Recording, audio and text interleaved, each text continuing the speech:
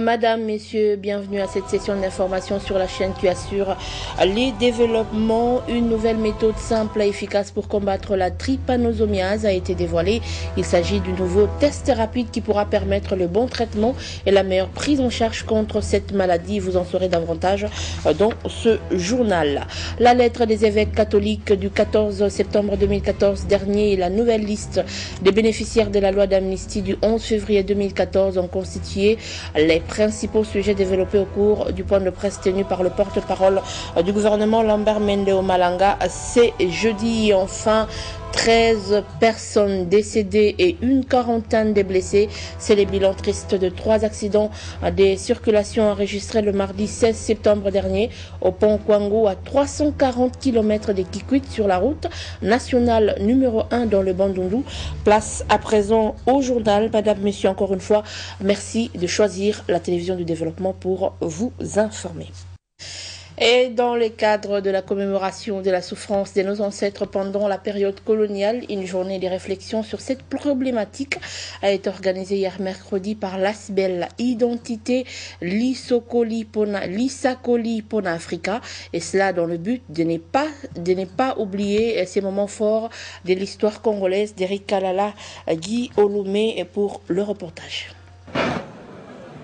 L'abus du régime colonial, la libération du Congo belge et les multiples méfaits du colonialisme sont des grands thèmes débattus pour cette journée de réflexion qui était circonscrite pour le souvenir de souffrances endurées par nos ancêtres pendant cette période sombre du Congo. La date du 14 septembre en est une illustration, date qui rappelle la première arrestation de Patrice Emery Lumumba, comme l'explique le président de cette structure. C'était une journée de réflexion sur la souffrance de nos ancêtres, de nos martyrs, de nos héros, que je peux demander à la population et à tous nos compatriotes congolais, nationalistes congolais, de bien comprendre quelle a été notre réaction par rapport à la journée d'aujourd'hui. Ça a été organisé rien qu'en mémoire de nos ancêtres. Être nationaliste congolais, il faut d'abord commencer à donner valeur à nos ancêtres. Il est difficile d'effacer l'histoire de toute une nation. Les grands événements qui ont marqué sa destinée restent gravés dans la mémoire d'un peuple et agissent comme un leitmotiv qui l'oriente sur le chemin à parcourir pour forger son identité. Ce genre de rencontre en est un exemple. C'était le journal de la rédaction. Madame, Messieurs, merci de l'avoir suivi avec attention. Très bonne suite de programme sur la télévision qui assure le développement. Au revoir, à la prochaine.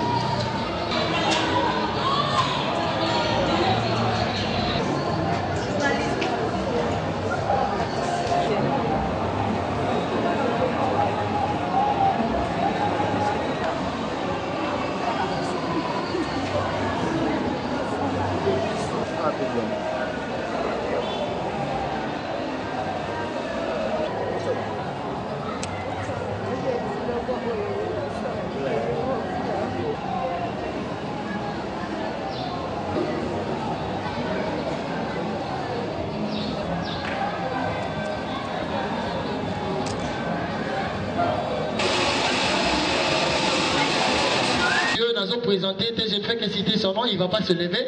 Maintenant, c'est Pélaton, notre depuis 13h, parce que c'était quelque chose qui était prévu depuis 13h. Et nous ensemble, je vais demander au groupe pour pouvoir les amis. Dans un divertissement, il y a Mouké, la journaliste et la journaliste qui est mentionné, vous voulez continuer, ça les aime. Pendant la masse qui a été Mouké, votre proposé, pendant la série qui va Mouké, le groupe de M. Mouké, Mouké. Et là, ils sont dans le plan.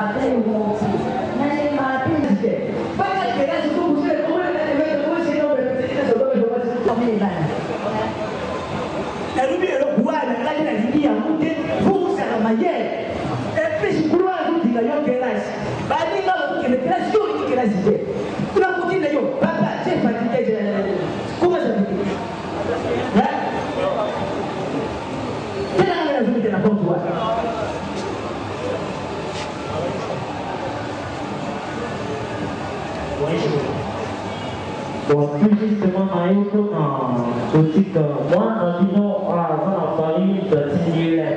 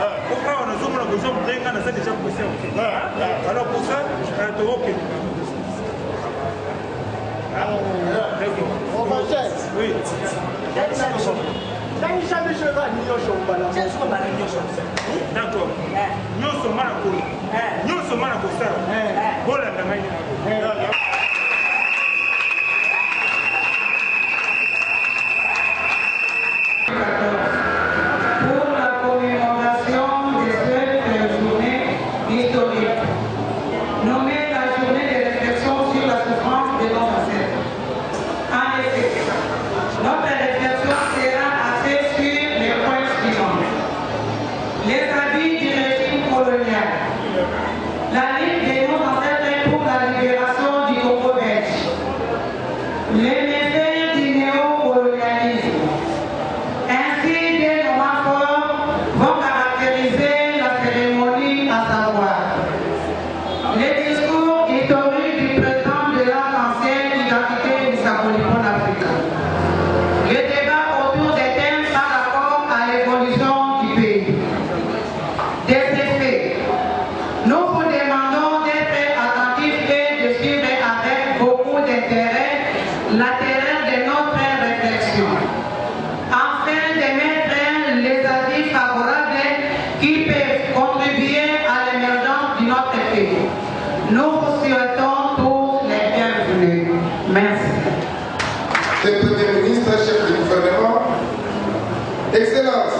Madame la ministre de la Justice et des Droits humains, Excellences, Messieurs les ministres de la Défense nationale et de l'Intérieur, Excellences, Monsieur le Procureur général de la République, chers membres des organisations de la défense des droits de l'homme, membres de l'organisation Arc-en-Ciel Identitaire Sacrement Africa, distingués invités.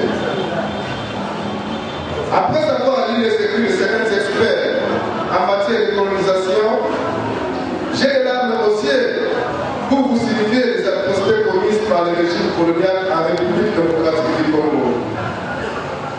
En effet, si le Congrès des biens de 1815 avait mis sur pied certains mécanismes pour mettre fin à la traite des Noirs africains, mais du moins au Congo, notre pays, l'esclavagisme prenait des ampleurs plus catastrophiques que la traite des Noirs.